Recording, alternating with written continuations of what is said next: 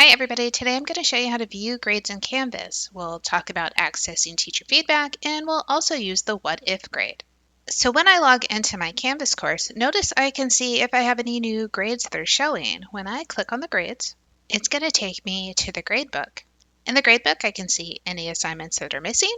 For any assignments I've turned in, I'll see the grade and I'll also see if there's any comments from the instructor. When I click the comment bubble, I can see any feedback that I received from the instructor.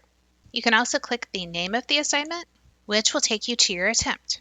At the bottom, you can see what I put in as a student, and then I can again click the viewed feedback to see what the instructor responded. When I go back to the grades, at the top, I can see how many points I have out of the total possible points for this point in the session. If I click on a grade to see what would happen if I turned in the grade, I can put in the points, and then I can see how my grade would change.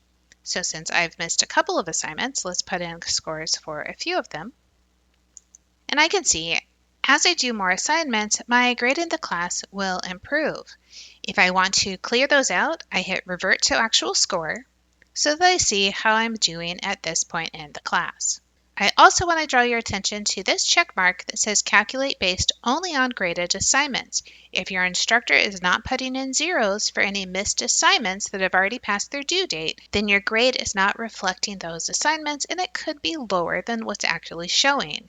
If you want to see what would happen if you had the zero, then you could put in a zero, push enter, and you'll see that the number of points available has changed. Instructors that aren't putting in zeros are doing this for your benefit. They want you to know you're allowed to go back and make up late work. It's important to stay on top of deadlines, turn things in on time, but also use whatever flexibility your instructor allows you to turn in work late and get your grade up. Remember, if you change anything in the gradebook, revert to the actual score to see where you are right now.